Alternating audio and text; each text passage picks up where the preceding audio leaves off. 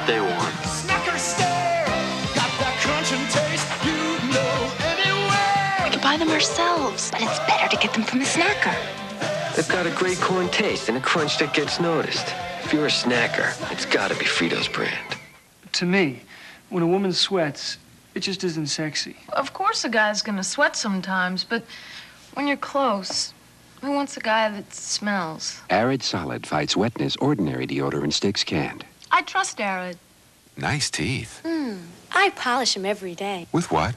New Pearl Drops tooth polish with fluoride. What's new about Pearl Drops? It foams. New Pearl Drops tooth polish with foaming action and fluoride.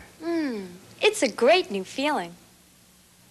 In a recent independent test, new car shoppers compared Renault Alliance to Toyota Corolla.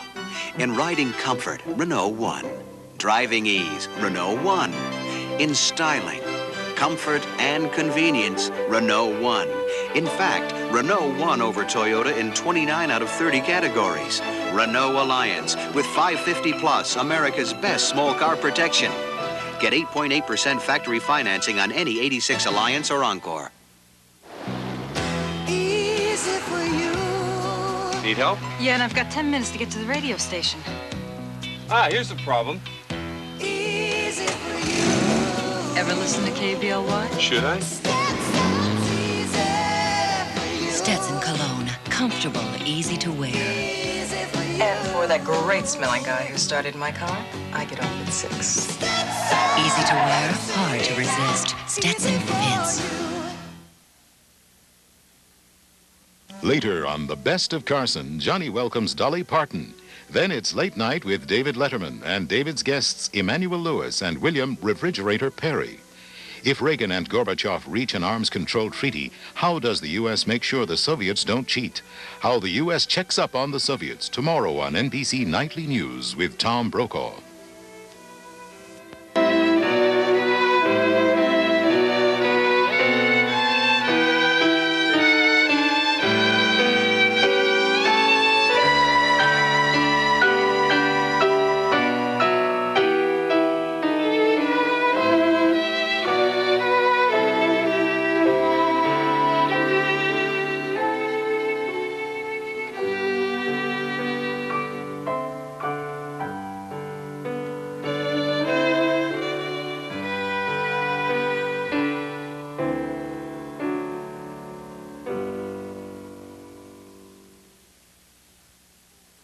Sunday. Flight 136 is held hostage. An American skyjacking. They just murdered a woman. But this time, the victims fight back. Hostage flight, Sunday.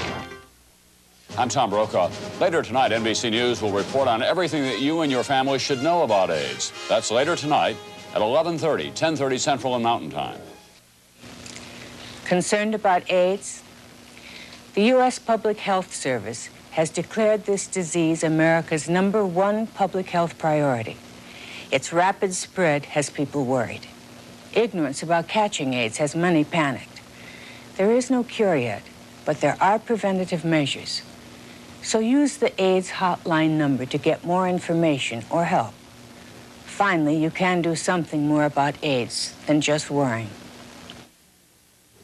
I'm Tracy Berry. And I'm Pete Schulberg. Coming up next on News 8, a look at AIDS in Oregon. Where are the victims and what's being done here? Plus, reaction to tonight's movie, An Early Frost. Questions are raised after a patient in Portland's Myers Court dies. Is there a drug problem at the center?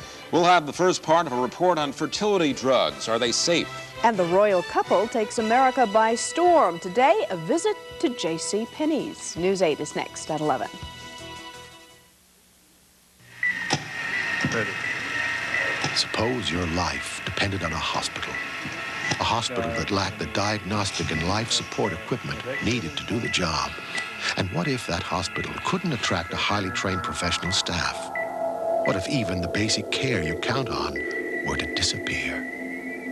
That's why we created HealthLink, a network of hospitals and medical services sharing their resources to make sure Portland area healthcare stays healthy. The President of the United States speaks on Senator Bob Packwood. This is Ronald Reagan. I support a constitutional amendment to require a balanced federal budget. So does Bob Packwood. If you support a constitutional amendment to require a balanced budget, Bob Packwood has been working for you. Bob Packwood has been there when I needed him and when America needed him. This is Bob Packwood. This ad was paid for and authorized by the Re-elect Packwood Committee. Here's a secret formula for making millions. Now, all I need is a little more smarts and just a pinch of common sense, yeah.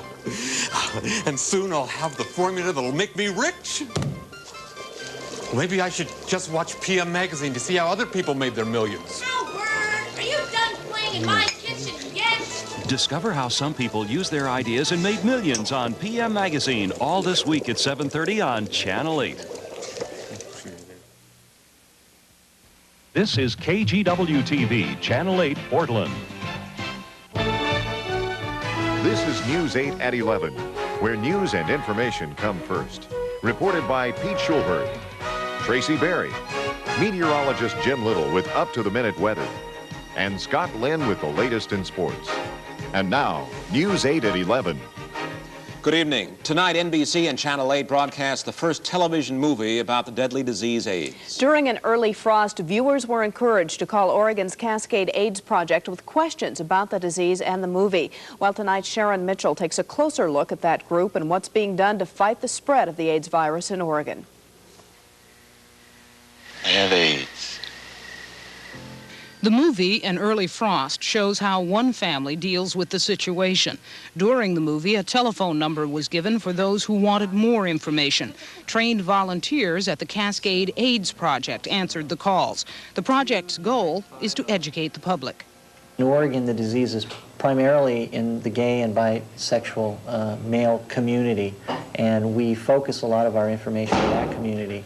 With the non-high-risk community, we basically give the facts about AIDS and let them know how it is transmitted and how it's not transmitted, which is it's not transmitted through casual social contact, and people need to know that. The Cascade AIDS Project has been in existence for 2.5 years. The calls started coming in long before the movie started. Basically, there's not very effective treatment to stop the replication of the virus itself, but there is treatment. There are 50 diagnosed cases of AIDS in Oregon, 28 cases since January. 23 out of 50 AIDS victims have died.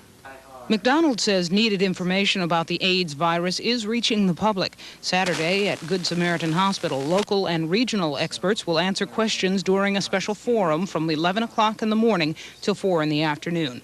In downtown Portland, Sharon Mitchell, News 8. And now joining us this evening is Brown McDonald from the Cascade AIDS Project. Mr. McDonald, first of all, as Sharon Mitchell just mentioned in her story, you people have been manning the phones tonight, answering some questions from callers. Some of the questions may have been spurred by this movie. What kind of response have you received? Well, I think we're getting a lot of very basic questions about AIDS.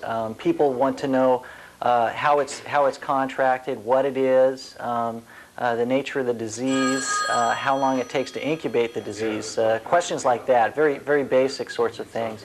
How many people in Oregon have the disease? Do you think movies like this educate people, or do they actually cause more fear in the community? Well, I really think that Early Frost is a great breakthrough because it answers a lot of the questions very specifically, that AIDS is not transmitted casually, that it can't be transmitted within the family unit that was in the program. And, you know, that's important information for people to know, and also to show compassion to persons who have this disease. It really demonstrated the human side of this disease. It's people who have AIDS and are living with AIDS. Mr. McDonald, do you feel people now have a better understanding of what AIDS is, and is that better understanding, if that is the case, helping matters any? I think there's been improvement in how people perceive this disease. I still think we need a lot of educational work, though. I can tell by the phone calls tonight that people still need a lot of the very basic information. Some people are very unaware of this disease, and we need to get that information out there. This movie portrayed very strained family relationships because of this. Is there any help for families where there is an AIDS victim? Well, the PAL Project in Portland is a support service for persons with AIDS and also their loved ones and family members. Each individual is matched with a trained volunteer to deal with the emotional and the psychological and social issues involved in dealing with this terrible disease. We have heard that in some African countries, as many as 1 out of every 5 people in those countries have been at least exposed to the AIDS virus. Is there a fear right now that this thing is just going to keep spreading and into the general population even more than it already has? Well, we haven't seen a dramatic change in the percentages in terms of the number of people outside of the identified risk groups contracting AIDS. It's growing a little bit, but primarily it's staying within the bounds of certain risk groups. However, we do caution people who are not in risk groups to avoid sexual contact with persons in risk groups and to use safer sex precautions if you are a member of those risk groups. All right. Thank you very much for joining us tonight and for the information. You're welcome. Brown McDonald from the Cascade AIDS Project. Well, following tonight's newscast, NBC News will broadcast a special report on AIDS. It's called AIDS Fear, AIDS Fact. In Paris, meanwhile, French doctors say they will continue to use a new treatment for AIDS despite the deaths of 2 of their patients. Last month, the doctors announced they had discovered a dramatic breakthrough in AIDS treatment. They gave their AIDS patients cyclosporin, but the longest any of the patients were given the drug was just 8 days. American researchers were outraged, and they claim the announcement was politically motivated. Well, today, the French doctors said the patients' deaths were not surprising because of the advanced stages of the disease. The death of a 23-year-old Portland man, a quadriplegic, has raised concerns about the care at a local housing complex. Myers Court is a government-subsidized apartment complex with full-time attendant care designed to help people who are quadriplegics live independently. Well, last week, resident Michael Ricketer died of a heroin overdose and was buried this weekend. The coroner reported there were obvious signs that Michael had been using the drug for at least 2 months. His sister says someone should have known. He did not want to die. And they left him there, and he's gone. And I don't want it to happen to anyone else. The manager at Myers Court, Judy Park, says she has never known anyone having trouble with drugs there until now. She says charges that employees were told to help residents with drugs are false. No, there has never been a situation that has been proven that an employee has sold or administered any drugs. Park says the official policy at Myers Court remains that residents must agree not to use illegal drugs before they are allowed to move in. Pete? It's no secret that agencies who help the homeless need food and money to keep going, but the sudden drop in temperatures in Portland has them sending out an urgent plea for blankets and sleeping bags as well. There just isn't enough to go around, according to Michael Stoops of Bologna Joe's. Stoops is also asking people to take a personal interest to check on those found sleeping in doorways and call 911 if they seem to need help. Well, there's still much more news ahead tonight. Later, what does the royal couple look for when they visit JCPenney's? But first, more jobs for Northwest Marine in Portland and a special report on fertility drugs. Do they work too well? KUPL Couple plays continuous hit country music. Mamas, don't let your babies grow up to be cowboys. Hit after country hit, 10 in a row. Couple, K98 FM.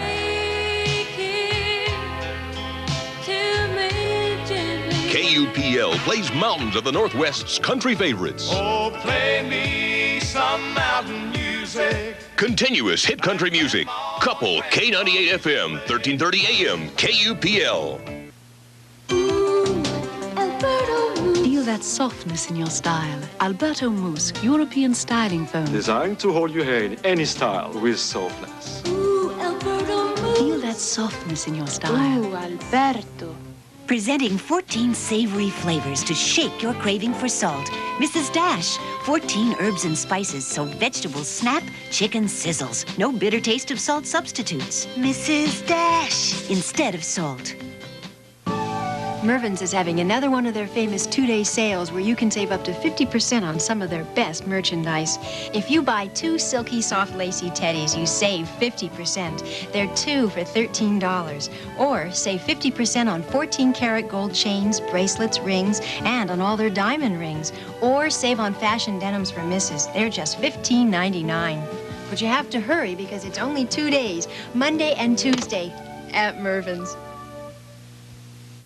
Tonight in Oak Ridge, Oregon, attempts are being made to keep the Pope and Talbot mill there open. Union and company officials are talking about ways to avert a scheduled closure on December 13th. Representatives of the International Woodworkers Union requested the meeting. They're trying to save the jobs of the 500 workers who may be laid off. Company officials say they aren't promising anything. Well, third big overhaul project for Northwest Marine Iron Works pulled into town today. Workers will be overhauling the Coast Guard cutter Storis. It's a $4.5 million job that will create as many as 135 jobs for the next 7 months. Northwest Marine has had some trouble bringing in defense jobs recently, but now the company is working on the Storis and 2 other big Navy contracts. Well, this Veterans Day was marked in a special way at Washington Park today. The focus, a park dedicated to Oregon's 57,000 Vietnam veterans. The new memorial has not been constructed yet. Organizers say they need to raise nearly $300,000 to finish the project. In Albany, the traditional Veterans Day parade brought out the crowds again this year. It was the 34th annual parade there. Also marking the occasion, a parade in Portland's Hollywood district. More and more couples today are putting off having children until they're in their 30s. A substantial number of those couples are now experiencing infertility. Unable to conceive, women are turning to fertility drugs. Well, tonight in the first of a 3-part series, News 8's Monica Gale examines those drugs, the benefits, the risks, and the controversy. When the Frustacy septuplets were born last year, they made national news. The Frustacy's lawyer is seeking damages of more than $2 million. The babies were in part a product of a fertility drug known as Pergonal. In some infertile women, it can stimulate the ovaries to produce eggs. Pergonal helped Patty Frustacy get pregnant, but it's also at the heart of a controversial lawsuit. 4 of the Frustacy babies died due to prematurity. The surviving 3 infants suffer from heart and lung problems. The Frustacys are suing the doctor who treated Mrs. Frustacy with Pergonal. They claim he failed to adequately monitor her during treatment. A second allegation has also been leveled against the doctor, wrongful death. The $3.2 million lawsuit is causing fertility specialists to look closely at their treatment programs and patients on fertility drugs to think twice about the risks. Here at the Oregon Health Sciences University, a fertility clinic treats about 50 infertile women at any one time. On her doctor's advice, a woman can explore a number of options for getting pregnant. Once it's been established, she's not ovulating. An infertile woman may actually try several fertility drugs before becoming pregnant. Clomid, Parladel, and Pergonal may be prescribed depending upon a woman's reasons for not ovulating. Pergonal is known as the last resort fertility drug. Made from the concentrated urine of postmenopausal women, it's also the most controversial because it carries the risk of multiple births. We've been using Pergonal at this institution since I've arrived in 1976, and we're using actually more of the drug currently than we've used in the past several years. It's a trial and error kind of induction. It's not an exact science by any means. It takes a lot of clinical experience, and it takes a lot of clinical judgment as to how much Pergonal to use, when to monitor, how frequently. Ultrasound is used to help lessen the chance of a dangerous multiple birth occurring. But even this technology doesn't always bring the news a woman has been longing to hear. As we'll see tomorrow in part 2 of our series, the procedure carries an emotional price tag. With photographer Corey Long, Monica Gale, News 8. The snow seems to have passed us by, but is there more chilly weather in store? Well, Jim will be here next with the forecast.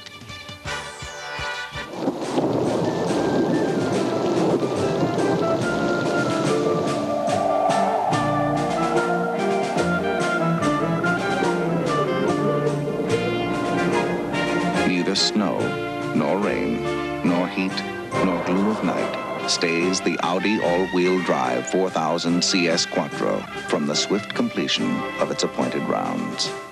Come experience all-wheel drive today at these Audi dealers. When the phone system at Monroe's Valley General Hospital quit, they got a shock. The original independent supplier couldn't fix it. I'll get GTE. The hospital called GTE at 7:15 a.m., and we started to roll. Within 2 hours, we gave them emergency phones. By 11, we had delivered their new system. And by 4 p.m., the system was taking calls. When you need help, GTE responds.